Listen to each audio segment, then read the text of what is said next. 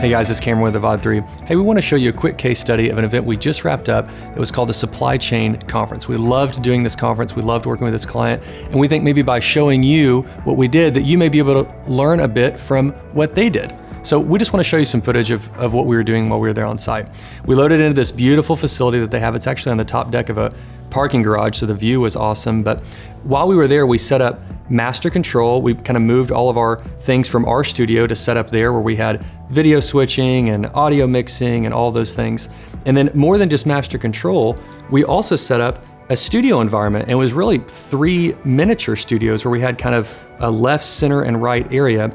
We had our crew there, and then her boss, our client's boss, was the host of the event. We put him over on the left side, and he facilitated and kind of moderated the entire event, which was a 4-day event. Every morning we were on the air for a few hours. And what that allowed us to do is it allowed us to have him be a constant face to the folks at home. This is a conference they've been doing for years, and so their attendees really know him, they trust him, they respect him.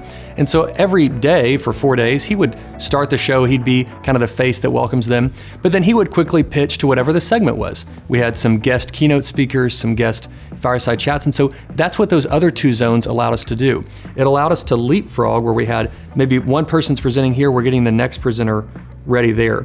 For them though, what mattered was they wanted this to be more than a webinar, and that's really why they called us. I think during the pandemic, a lot of organizations have gotten good at hosting their own webinars on Zoom, and I think the production level has kind of just been acceptable for folks to be on a webcam.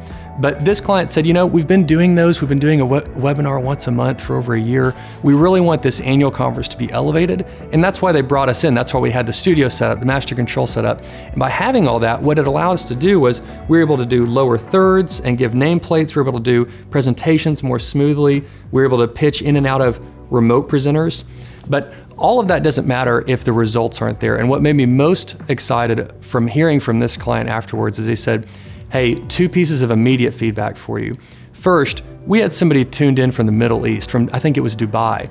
We would not have been able to do that, not only this year, them being able to travel internationally, but even on a normal year, pre-COVID or after COVID, that may be someone who may not have taken the expense to come for a multi-day conference like that, and they were able to tune in and enjoy the content from around the world, which that's a huge win. But then the second piece of content that was most interesting to me that they shared was, they said, hey, we just got an email from one of our folks. He's actually within driving distance. He could have physically been here had we been in person. And they actually said they preferred this, which was fascinating for me to hear. This is a very high up executive at an organization that time is money for them and they can't necessarily always step away.